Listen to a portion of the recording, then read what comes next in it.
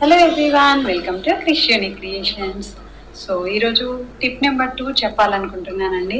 So first tip చూశారు కదా, first tip చూసిన వాళ్ళందరూ కూడా సెకండ్ టిప్ నుండి కూడా అన్నీ కూడా కంటిన్యూ చేయండి. ఎందుకు అని అంటే ఫస్ట్ వీడియోలో ఆల్రెడీ నేను మెన్షన్ చేశాను కదా అండి, చిన్న చిన్నగా స్టార్ట్ చేస్తేనే మనం మంచి అలవాట్లను ఎక్కువగా అలవాటు చేసుకోవడానికి యూజ్ అవుతుంది.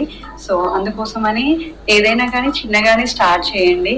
అది బిజినెస్ అయినా హెల్త్ టిప్స్ అయినా ఏదైనా కానీ చిన్న నుండి స్టార్ట్ చేసుకుంటూ వెళ్తే గ్రోత్ అనేది చాలా బాగుంటుంది. మనకు ఆ గ్రోత్ కూడా తెలుస్తుందండి. సో లాస్ట్ వీడియోలో చెప్పిన టిప్స్ తర్వాత ఇప్పుడు ఈ రోజు వచ్చేసి ఇంకొకటి ఏంటి అని అంటే మెయిన్గా హెయిర్ గ్రోత్ కండి. హెయిర్ గ్రోత్ కోసం కానీ మన ఫేస్ గ్లోనెస్ అన్నిటికీ కూడా యూజ్ అవుతుందండి. ఇదేంటి అంటే మన ఇంట్లో దొరికేవే పల్లీలండి. సో పల్లీలు అయితే ఇంట్లో అందరికీ కూడా అవైలబుల్గా ఉంటుంది కదా. సో ఈ టిప్ని మీరు యూజ్ చేసుకోవచ్చండి. ఏంటి అని అంటే ఈ పల్లీలను డైలీ నైట్ పడుకునేటప్పుడు గుప్పెడు ఎన్నండి ఇన్ని మనం బాదం జీడిపప్పు అన్నీ కూడా నానబెట్టుకొని తింటారు కదా చాలా మంది.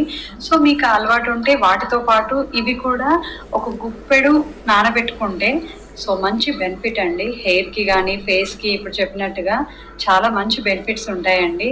సో ఇది కూడా బాదం లాంటి టేస్టే అండి. యాక్చువల్గా దీన్ని మనకు ఏమంటారు, పేదవారి బాదం అని కూడా అంటారు. ఎందుకు అని అంటే అన్ని పోషకాలు ఈ పల్లీలలో ఉంటుందండి. సో నానబెట్టుకొని తింటే పాలలాగా మనకు అది ఏంటి అంటే ఆ బెనిఫిట్స్ వేరు ఉంటాయి.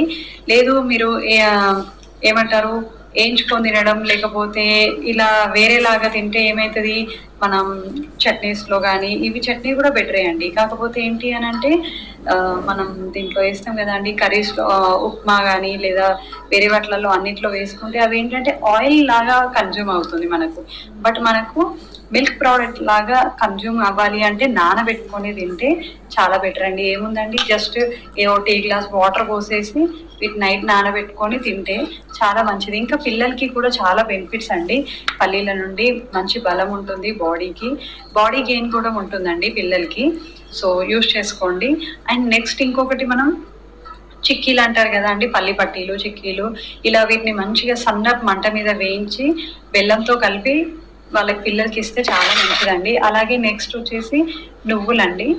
సో నువ్వుల్ని కూడా మనం పల్లీలు ఇప్పుడు ఎలా అయితే ముద్దగట్టిస్తామో బెల్లంతో, సో నువ్వుల్ని కూడా అండి చాలా మంది పిల్లలు ఏంటి అని అంటే పాలు తాగని పిల్లలు ఉంటారు, ఇంట్లో పాలు తాగను అనేవాళ్ళు. వాళ్ళ కోసం ఏంటి అని అంటే ఈ కాల్షియం అనేది బాగా వస్తుందండి నువ్వుల నుండి.